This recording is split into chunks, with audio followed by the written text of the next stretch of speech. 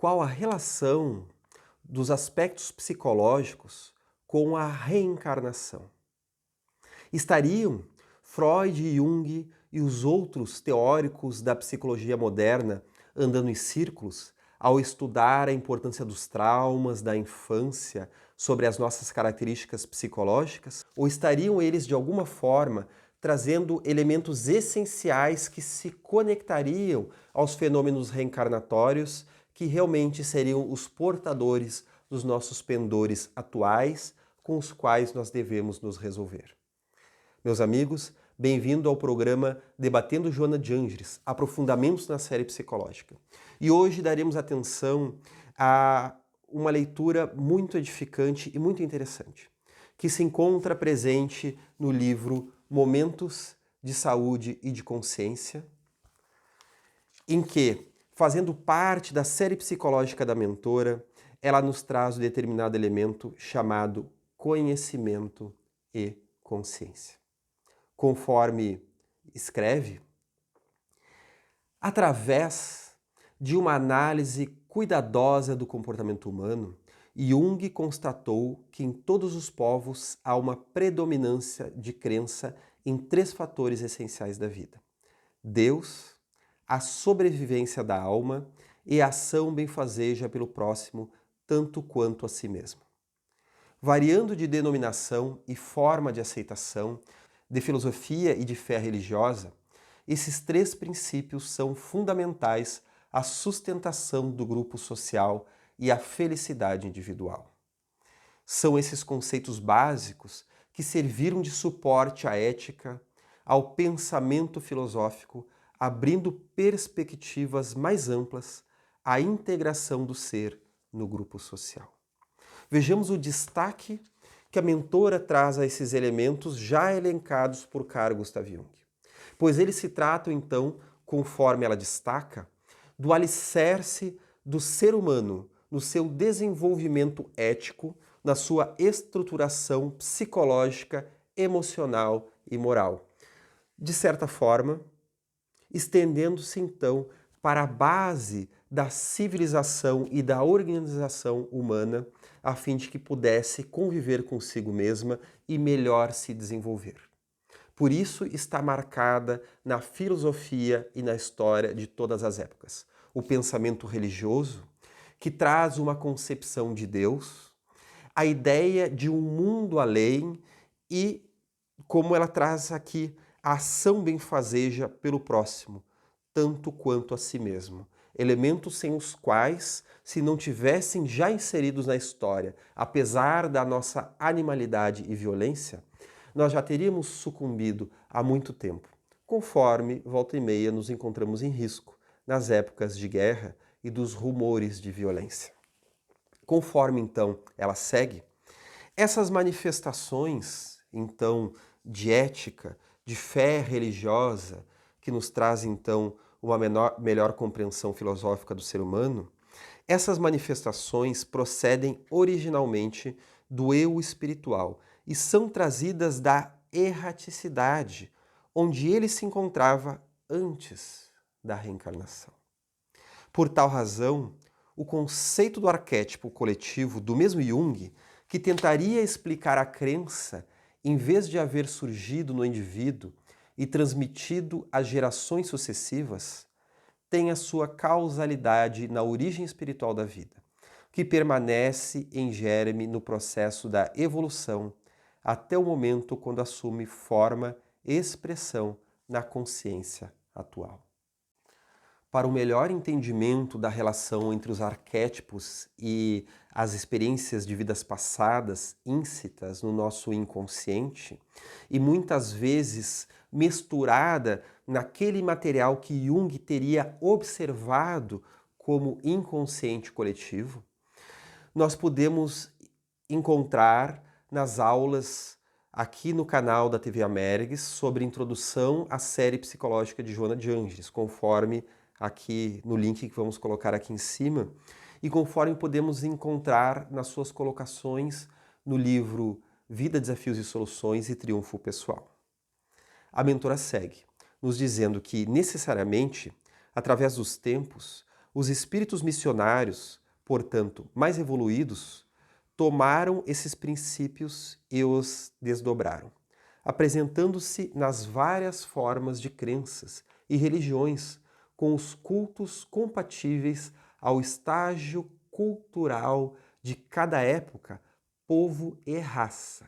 Vejam bem, com os cultos compatíveis ao estágio cultural de cada época, povo e raça, em que na nossa visão naturalmente limitada da realidade, nos traz, digamos assim, que uma caminhada histórica de complexificação da humanidade, da mentalidade humana.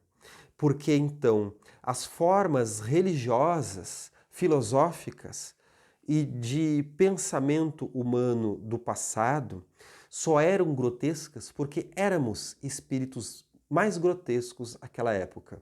E ainda são observações um tanto limitadas e restritas, porque naturalmente ainda não somos espíritos puros, que já conquistamos a nós mesmos, mas somos ainda seres um tanto atrapalhados, com uma dose de luz e outra tanta de trevas, que nos restringe a consciência e a sabedoria.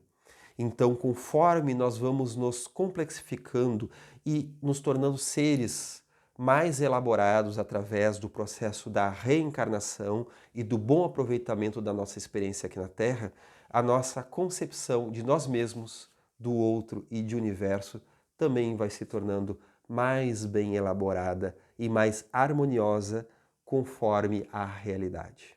Outro elemento interessante que ela traz aqui é que ela diz o seguinte, que à medida que são aprendidos os seus profundos significados, desvestem-se das fórmulas desnecessárias e passam à posição ética de comportamento em relação à vida, a si mesmos e ao seu próximo. Eles permitem uma plena integração da criatura com seu Criador, consigo mesma e com outro ser, sem cuja identificação a felicidade se lhe torna impossível. E Joana de Ângeles vai nos trazer justamente este elemento ao falar de conhecimento e de consciência, porque só há uma consciência plena com o conhecimento de si mesmo, conforme ela nos traz ao longo desse capítulo. E é através do conhecimento da nossa natureza que podemos compreender quem de fato nós somos. Seja a nossa natureza humana, política, biológica, social, a nossa natureza psicológica superficial, comportamental, como também psicológica inconsciente e profunda, como também de onde de fato nós viemos e para onde, no final das contas, nós vamos seguir a nossa vida contínua, a nossa natureza espiritual.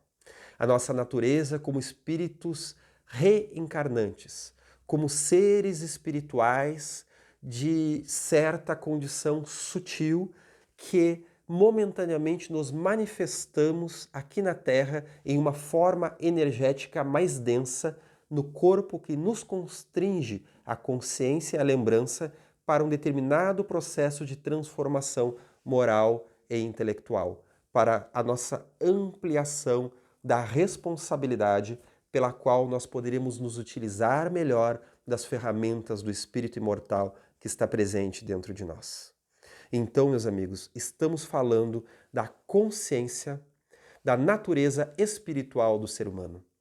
Por isso que, retomando ao elemento que trouxemos no início do vídeo, lembramos que Joana de Ângeles vai nos dizer que Freud foi estudar a formação da personalidade chegando até a primeira infância, porque não compreendia ele a lei da reencarnação. Compreensão essa que Jung chegou de outras formas. Em primeiro lugar, através da pista da reencarnação, que está presente nos arquétipos que nos constituem ao final das contas, como também na sua própria concepção pessoal reencarnatória, conforme nos traz o historiador Sono Chandasani, o mesmo editor dos Livros Negros e do Livro Vermelho, que vai nos trazer que Jung, na sua intimidade, tinha essa compreensão reencarnatória da vida.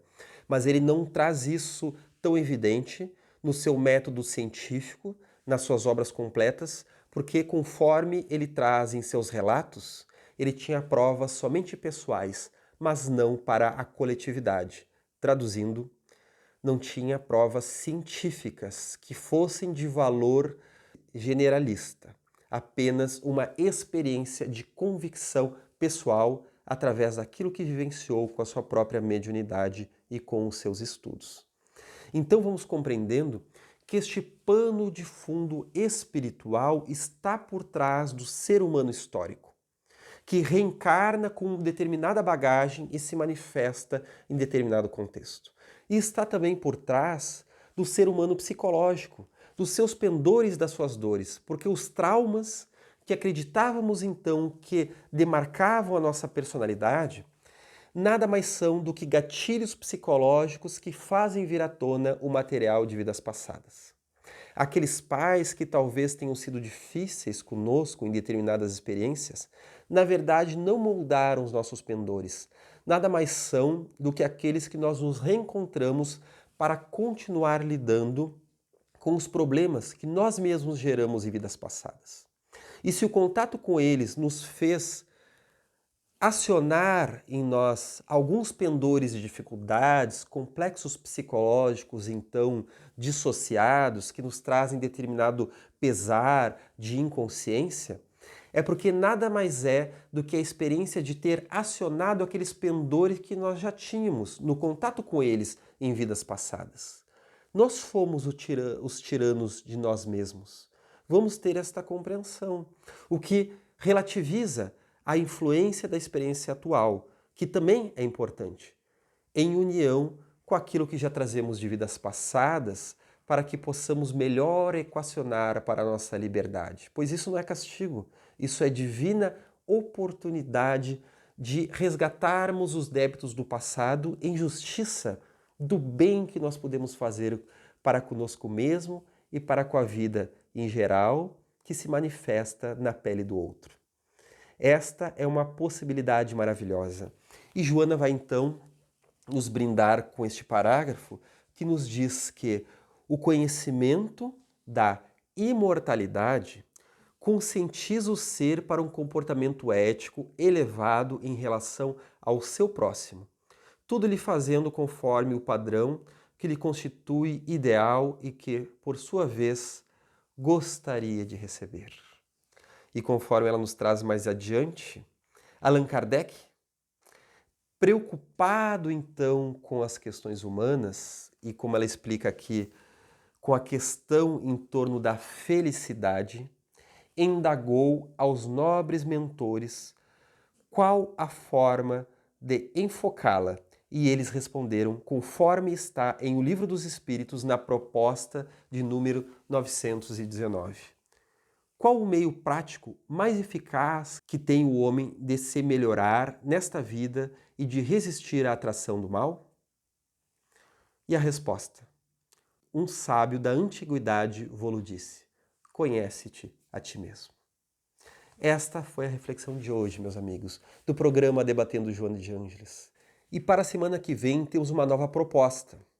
Vamos deixar aqui uma possibilidade de interatividade, em que vamos colher nos comentários, aqui logo abaixo, qual vai ser a opção do público para o episódio da semana que vem. Seria a opção 1, Jesus e Revolução, onde trabalharemos um dos capítulos do livro Jesus e Atualidade, muito propício para os dias atuais de convulsões humanas e políticas. Seria a opção 2, onde poderíamos falar então de Jung e a reencarnação, ou então falaremos do tema de número 3, análise psicológica de Chico Xavier. Através de um olhar da psicologia espírita trazida por Joana de Ângeles na sua série psicológica, nesse desdobramento do espiritismo em um olhar psicológico, em que poderemos fazer alguns apontamentos interessantes sobre a personalidade deste grande médium e alma humana. O que vocês nos dizem? Deixe aqui no seu comentário e a partir daquilo que o público colocar aqui, poderemos então fazer uma melhor opção para a semana que vem.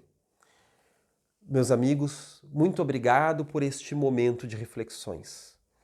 Se inscrevam no canal da Associação Médico Espírita do Rio Grande do Sul, acione o sininho para receber a notificação de novos episódios e vamos então compartilhar também este vídeo para ampliarmos a nossa rede de estudos e essas discussões tão salutares que a nobre mentora nos propõe e nos coloca a pensar. Até o nosso próximo encontro.